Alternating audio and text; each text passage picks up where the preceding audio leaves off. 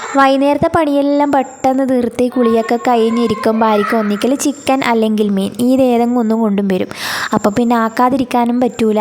അപ്പോൾ ഇന്ന് കൊണ്ടുവന്നത് ചിക്കനാണ്. അതിൻ്റെ പണി ആക്കിയെന്നിട്ടാ കുറച്ച് ഇപ്പം വെക്കും, ബാക്കി നാളത്തേക്ക്. അപ്പം എല്ലാം ഒന്ന് പെരക്കിയെടുത്ത് പകുതിയായി നാളത്തേക്ക് വേണ്ടത് ഫ്രിഡ്ജിലേക്ക് മാറ്റാം, ഇന്നത്തെ വേണ്ടത് ഈ പാത്രത്തിൽ തന്നെ വെക്കാമെന്ന് വിചാരിച്ചിട്ടാട്ടാം. അപ്പോൾ കഴിഞ്ഞ ദിവസം ഇവർ വെളിച്ചെണ്ണ വാങ്ങാൻ വേണ്ടി പോയ സമയത്ത് വല്ലാത്തൊരു പറ്റി. അല്ലെങ്കിൽ നമ്മൾ മല്ലറ വെളിച്ചെണ്ണ വാങ്ങലിട്ടാ. ഇവർ വാങ്ങിയത് ഈ ഒരു പാക്കറ്റ്, കേരയുടെ പാക്കറ്റാണ്. പക്ഷേ മല്ലറില്ലാത്തത് കൊണ്ടാണ് കേര വാങ്ങിയത്. നമ്മളെപ്പം മല്ലറ തന്നെയാണ് വാങ്ങുക. പക്ഷേ അത് വറുക്കാനെല്ലാം എടുക്കുന്ന സമയത്ത് അതിങ്ങനെ പതഞ്ഞു പൊന്തുന്നു. അപ്പോൾ പിന്നെ അത് കൂട്ടാനൊരു പേടി. അതുകൊണ്ടത് ഞാൻ വേറൊരു കുപ്പിയിലേക്ക് മാറ്റിയെടുത്ത് വെച്ച് മല്ലറ വെളിച്ചെണ്ണ നമ്മൾ ഉപയോഗിക്കുന്ന കുപ്പിയിലേക്ക് മാറ്റി. അതിനിടയ്ക്ക് പിന്നെ ഞാനൊരു അപ്പം തിന്നിട്ടാ. ഇവർ വരുമ്പം കൊണ്ടുവന്നതാണ്. ഡയറ്റും കാര്യങ്ങളെല്ലാം ഉണ്ട് എന്ന് പറയുമെങ്കിലും തിന്നുന്നതിന് ഒരു കുറവുമില്ല കേട്ടോ. കിട്ടുന്നതെല്ലാം വെച്ച് മാട്ടുന്നുണ്ട്. അപ്പോൾ ചിക്കന് വേണ്ട ഉള്ളി, തക്കാളി കാര്യങ്ങളെല്ലാം മുറിച്ച് വെച്ചു. ഇഞ്ചി വെളുത്തുള്ളിയെല്ലാം ഒന്ന് ചതച്ചെടുത്തു. അപ്പോൾ ഇന്ന് ചിക്കൻ വെക്കുന്നത് ഉരുളിയിലാണ്. എനിക്ക് ഉരുളിയിൽ ചിക്കൻ വെച്ചാൽ നല്ല ടേസ്റ്റായിട്ട് തോന്നിയിട്ടുണ്ട്. അപ്പോൾ ഇവിടെ ഒരു കുഞ്ഞുരുളിയുണ്ട്. അപ്പോൾ ഏതായാലും പകുതിയേ വെക്കുന്നില്ലൂ, അതുകൊണ്ടാണ് ഉരുളിയിൽ വെക്കുന്നത് കേട്ടോ. ആ ചിക്കൻ എല്ലാം വെക്കുന്നുണ്ടെങ്കിൽ ഈ ഒരു പാത്രം പോരാ. അപ്പം ഞാൻ പാത്രം മാറ്റും. അപ്പം പിന്നെ ഈ ഒരു കുഞ്ഞുരുളിയിൽ പറ്റുന്ന ചിക്കനേ ഉള്ളൂ.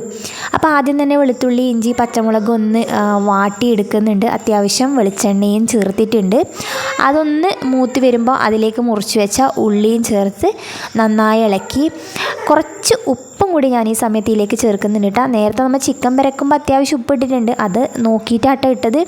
അതിന് ശേഷം അതിലേക്ക് തക്കാളി ഇട്ട് അത് നന്നായിട്ട് വഴറ്റി ആവശ്യത്തിനുള്ള കറിവേപ്പില ഈ സമയത്ത് ചേർത്ത് കൊടുത്തിട്ടുണ്ട്. അതിന് ശേഷം അതിലേക്ക് കുറച്ച് മഞ്ഞൾപ്പൊടി, പറങ്കിപ്പൊടി, അതുപോലെ മല്ലിപ്പൊടി, കുറച്ച് ഗരം മസാലയും ചേർത്ത് ഒന്ന് ഇളക്കി കൊടുക്കുന്നുണ്ട്.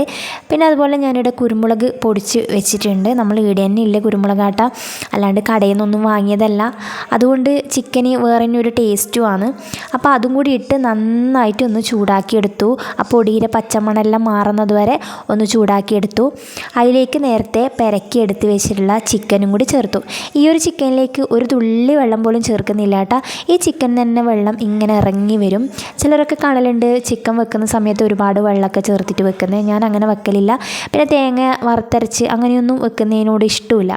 ഇതിപ്പോൾ കുറച്ച് കഴിയുമ്പോൾ തന്നെ കണ്ടില്ലേ നന്നായിട്ട് വെള്ളം വന്നിട്ടുണ്ട്. ഇനി കുറച്ചുകൂടി കറിവേപ്പിലയിലേക്ക് പിച്ചിട്ട് കൊടുത്തിട്ട് ഇതൊന്ന് അടിച്ച് വെക്കുന്നുണ്ട്. അപ്പോൾ നമ്മുടെ ചിക്കൻ കറി ഇവിടെ റെഡി ആയിട്ടുണ്ട്. രാവിലത്തെ കൂമ്പുപ്പേരിയും ചിക്കൻ കറിയും കൂട്ടി ചോറുണ്ടു.